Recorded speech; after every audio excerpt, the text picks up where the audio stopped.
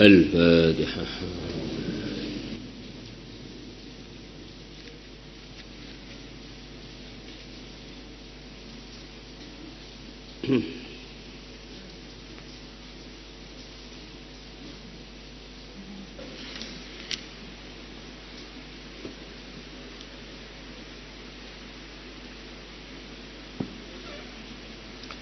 بسم الله الرحمن الرحيم.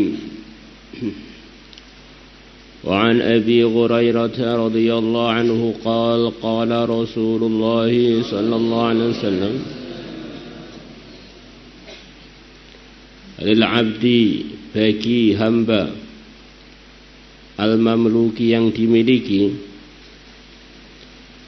al-muslihi yang dia berbuat kebaikan, kepada Tuhannya dan berbuat kebaikan kepada tuannya.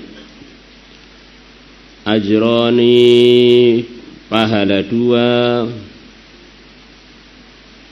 Bagaimana semangatnya Sayyidina Abu Hurairah begitu mendengar hadis yang beliau riwayatkan itu dari Rasulullah SAW, bahwa kalau orang itu jadi hambanya seseorang, kemudian dia bisa menunaikan haknya tuannya dan haknya Tuhannya, dapat kelipatan pahala, maka beliau pengen mendapatkan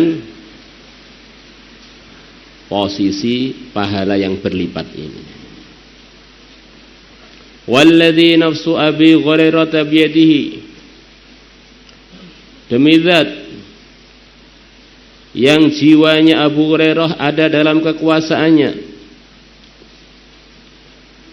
laulal jihadu fi sabilillah, andaikan bukan karena berjuang fi sabilillah.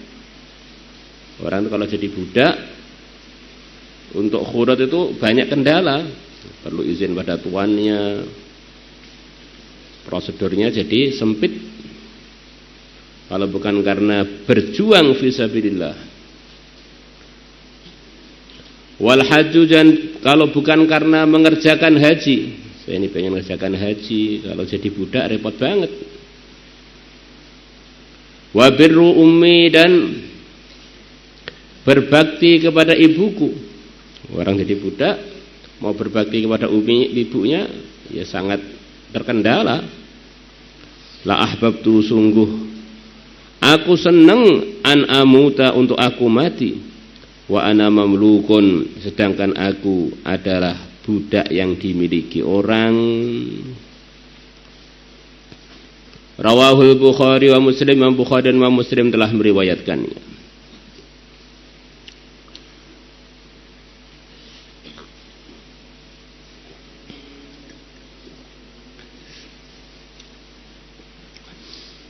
Wa an Ibnu Umar radhiyallahu anhuma anna Rasulullah, bahwasanya Rasulullah sallallahu alaihi wasallam,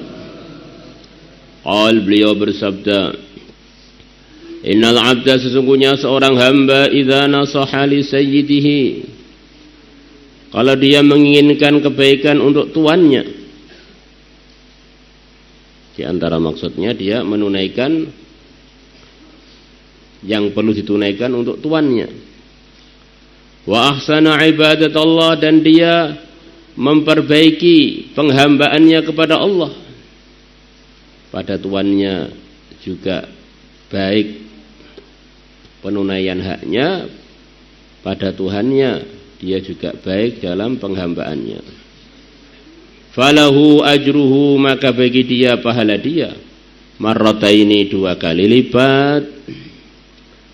Rawahul Bukhari wa Muslim, Bukhari wa Muslim telah meriwayatkannya. Wa an Abi Hurairah radhiyallahu anhu anna Rasulullah sallallahu alaihi wasallam, beliau bersabda, urida alayya, telah ditampakkan atas aku, awalu thalathatin, yang paling pertama dari 3 orang, yadkhulunal jannata, yang mereka masuk surga. Ada 3 orang masuk surga. Yang pertama adalah ini, yang kedua dan yang ketiga. Syahidun pertama kali adalah orang yang wafat syahid. Wa'afifun muta'afifun.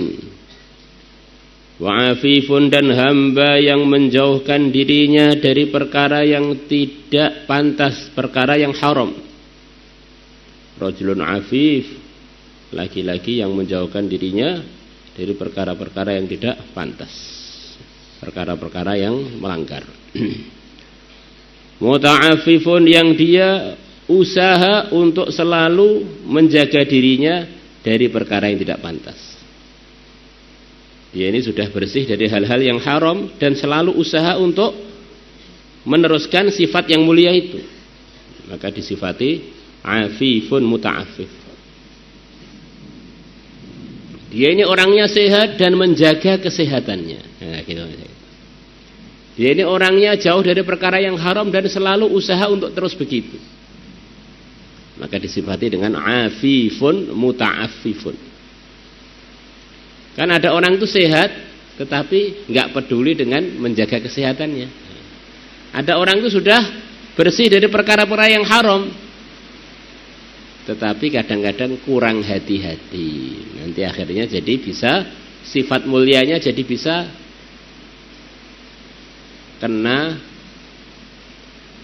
percikan-percikan atau kotoran-kotoran kekurang hati-hatian, akhirnya bisa terjerumus pada hal yang melanggar yang menyebabkan sifat mulianya tadi jadi hilang atau minimalnya berkurang. Afifun muta'afifun, orang yang menjaga dirinya dari perkara-perkara yang haram, muta'afifun, dan dia selalu usaha untuk bersifat dengan sifat tersebut. Wa abdun, dan yang nomor 3 adalah hamba ahsana ibadatullah, yang dia bagus dalam penghambaannya kepada Allah.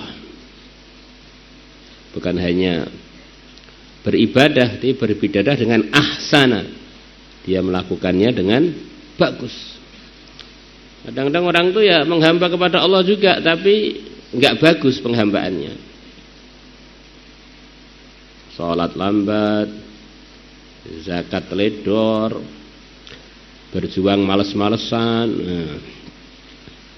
akhlak angot-angotan, kadang baik kadang enggak. Wa nasaha lima walih, dan dia menginginkan kebaikan kepada pemilik-pemiliknya atau pada tuan-tuannya. Karena kalau mawalih, kadang-kadang namanya hamba itu posisinya seperti barang. Kadang-kadang untuk membelinya patungan, seperti mobil begitu itu. Kita urunan dengan kawan kita untuk beli mobil, separuhnya kita, separuhnya dia, 4 orang patungan. Akhirnya seorang hamba itu bisa aja dimiliki oleh 2 orang, bahkan lebih. Akhirnya waktunya dibagi, semuanya dimiliki oleh 7 orang. 1 pekan dibagi 7 hari umpamanya. Hari pertama untuk tuan pertama, hari kedua untuk tuan kedua, sampai selesai 7 hari.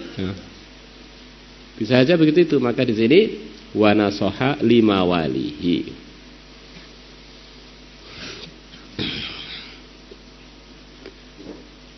Dan perbudakan itu secara umum sekarang gambarannya seperti sudah enggak berlaku.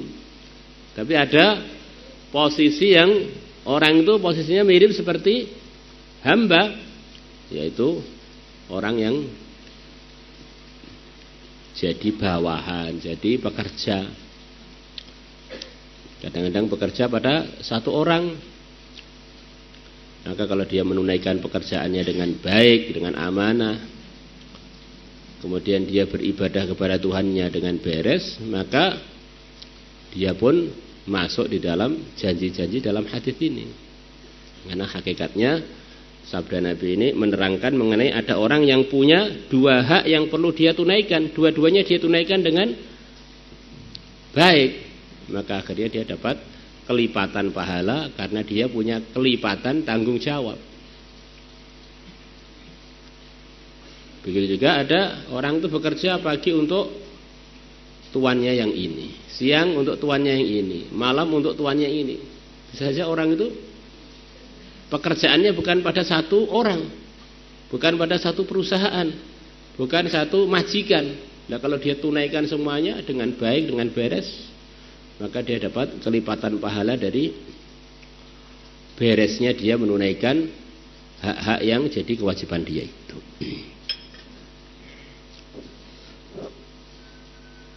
Rawahu Tirmidzi wa hasanahu wa Ibnu Hibban. Wa kharaja Tabarani bi isnadi an Abi Hurairah anhu qala Rasulullah sallallahu alaihi wasallam, awalu sabiqin, pertama kali orang yang mendahului yang lain-lain, ilal jannati, untuk menuju surga, mamlukun, adalah hamba yang dimiliki, atau Allah, yang dia taat kepada Allah, wa ata'a mawaliyahu, dan dia mentaati majikan-majikan dia, tuan-tuan dia.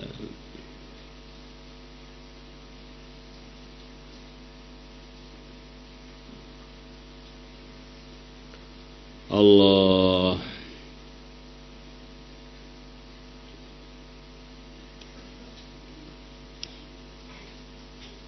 wallahu a'lam. Maulaya salli wa sallim